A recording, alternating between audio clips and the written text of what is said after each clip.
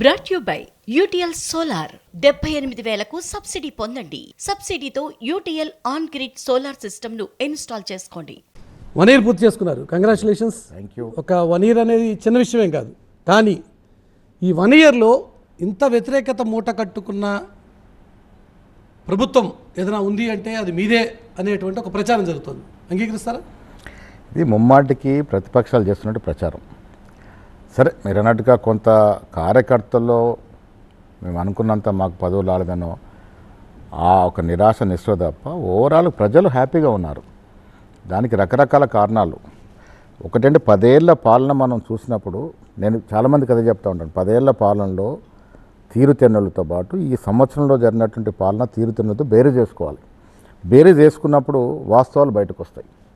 ఇప్పుడు 10 ఏళ్ల పాలన అయింది, మేము కొత్తగా వచ్చాము కూడా చాలామంది ఆ 10 ఏళ్ల పాలన మర్చిపోయి ఉంటారు. ఇది మేము గుర్తు చేసిన సంఘటనలు చాలా చెప్తూ పోతుంటే ఆ పాలన కన్నా ఈ పాలన చాలా బేషు అని. కారణం ఏంటంటే విధ్వంసకరమైన పాలన జరిగింది 10 ఏళ్ళు. మనం చూసాం, నీళ్లు నిధులు నియామకాల పేరిట అధికారంలోకి వచ్చినటువంటి టీఆర్ఎస్ పార్టీ నీళ్ల పేరిట చేసిన మోసం మనం చూసాం. లక్షల కోట్ల రూపాయలు వృధాగా గోదావరి కృష్ణానదిలో పోసినట్టు సందర్భం. ఇది ప్రజల సొత్తు. ఆ ప్రజల సొత్తును నీళ్ళలో పోసారు. నిధులు ఏ విధంగా నిర్వహించారో చూసాం. నియామకాల విషయానికి వచ్చినప్పుడు ఏదైతే నియామాల కోసం ప్రాణాలు అర్పించి తెలంగాణ కావాలనుకున్నారో ఆ నియామకాలు అనేవి కేసీఆర్ కుటుంబానికే పరిమితమే తప్ప కేసీఆర్ కుటుంబం బయటకు రాలేకపోయినాయి. 10 ఏళ్లలో వాళ్ళు ఇచ్చిన ప్రభుత్వ ఉద్యోగాల సంఖ్య 50,000 మాత్రమే. మేము ఒక సంవత్సరంలో అంటే 11 నెలలకే 50,000 ఇచ్చాం. ఒక సంవత్సరంలో 56,000 పై చిలుకు ఉద్యోగాలు ఇచ్చినామంటే సగటున వారు సంవత్సరానికి 5,000 ఇస్తే మేము నెలకు 5,000 ఇచ్చినాం. ఇంకెక్కడ నిరాశ నిస్పృహలు ఉంటాయి? రైతుల్ని ఆదుకున్నాము. రైతు బంధు వారు 10 ఏళ్లలో ఎంత తెచ్చారో మేము ఒక సంవత్సరం తెప్పగలిగినాము. 21,000 కోట్ల రైతు రుణమాఫీ చేయగలిగినాము.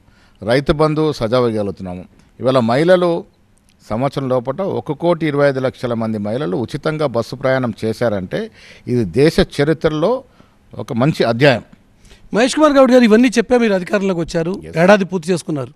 కానీ ఈరోజు సగటు ప్రజానికంలో ఉన్నటువంటి అభిప్రాయం కాంగ్రెస్ పార్టీ వస్తే ఏదో అద్భుతం చేస్తుంది అని చెప్పి ఫీల్ అయ్యాం. కానీ ఏవీ జరగటం లేదు. పైపెచ్చు ఇందిరమ్మ రాజ్యం అంటే అది చివరికి మమ్మల్నే కబళించేటువంటి పరిస్థితి వచ్చింది అనేటువంటి ఒక అభిప్రాయం సామాన్యులకు పోతుంది. ఇది నిజం కాదంటారా? కాదు, అంటే కొంత ఇప్పుడు మీరు కొంత అపోహలకు పోయి ఇప్పుడు హైదరా మూసీ వల్ల ప్రతిపక్షాలు చేసిన ప్రచారం కొంత నమ్మి మాకేదో జరిగిపోయిందని అపోహలకు ప్రజలు పోయినారు. కానీ స్లోగా నెమ్మదిగా అది కూడా గుర్తిస్తూ ఉన్నారు. ఓవరాల్గా రాష్ట్రంలో సంవత్సర పాలన చూసుకున్నప్పుడు ఇది గత పాలన కన్నా చాలా బేసిక్గా ఉంది.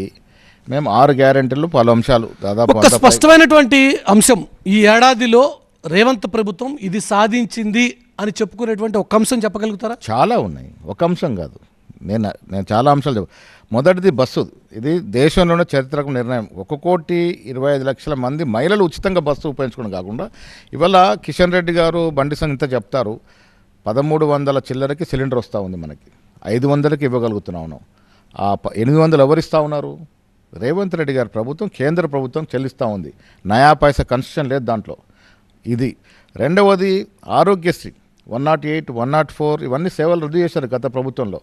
ఇలా ఆరోగ్యం బీదవాడికి ఆరోగ్యం సమస్య వస్తే 10 లక్షల వరకు ఇన్సూరెన్స్ ఇచ్చి ఆరోగ్యాన్ని మెరుగుపరుస్తున్న సందర్భం. ప్రైమరీ హెల్త్ కేర్ సెంటర్ నుంచి ఇవాళ హైదరాబాద్ నిమ్స్, గాంధీ, ఉస్మానియా వరకు సదుపాయాలు మెరుగుపరిచి నాణ్యమైనటువంటి వైద్య సదుపాయాలు ఇస్తూ ఉన్నాం. విద్యాపరంగా విద్యని అటకెక్కించిన ఘనత కేసీఆర్ గారిది. ఇలా ఇంటిగ్రేటెడ్ స్కూల్స్ దాదాపు 35 ఇచ్చినాం. ప్రతి నియోజకవర్గానికి ఒక ఇంటిగ్రేటెడ్ స్కూల్ ఇచ్చి 120 కోట్లు దాంట్లో పెడతా ఉన్నాం. స్కిల్ యూనివర్సిటీ తీసుకొచ్చాం. ఏఐని దేశంలో అన్నిటికన్నా ముందుగా ఇక్కడ ప్రవేశపెట్టగలిగినాం.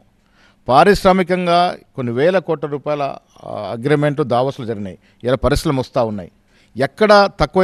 Brought you by UTL solar 78,000కు సబ్సిడీ పొందండి. సబ్సిడీతో UTL on grid solar system ను ఇన్స్టాల్ చేసుకోండి.